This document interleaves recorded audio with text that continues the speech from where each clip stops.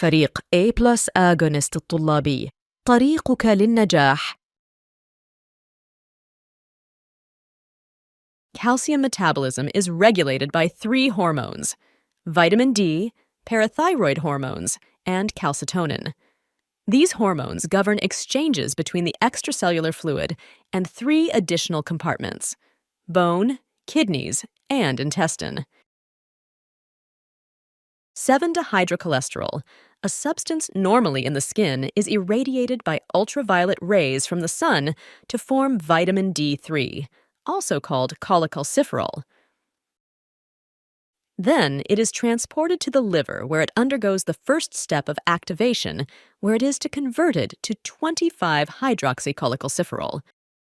Then 25-hydroxycholecalciferol is then transported to the proximal tubules of the kidney. Induced by the parathyroid hormone, it undergoes its second step of activation, where it is converted to 1,25-dihydroxycholecalciferol, also known as calcitriol.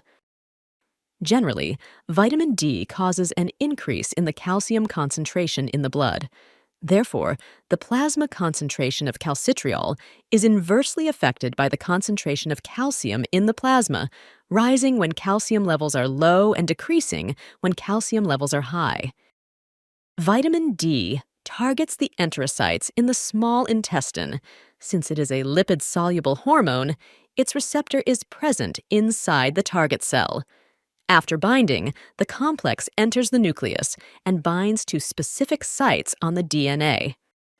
Vitamin D increases the gene expression of calcium channels and calbindin, a calcium-binding protein in the cytoplasm of the enterocyte that then transport calcium to the bloodstream.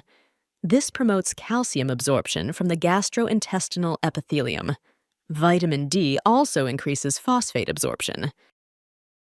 Since the parathyroid hormone causes the activation of vitamin D, its effect on the gastrointestinal tract is mediated by it. On the other hand, calcitonin does not affect the gastrointestinal tract. Vitamin D's effect on bone is complicated. Small amounts increase bone calcification and mineralization. However, high levels of vitamin D promote bone resorption.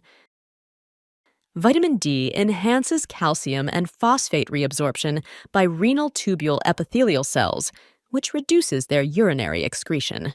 However, this impact is minimal and unlikely to have a significant role. This is it for today. Thank you for watching, and see you next time. This video has been made by Science Lab Studio from the A+ Agonists team, under the supervision of Dr. Fatima Daoud.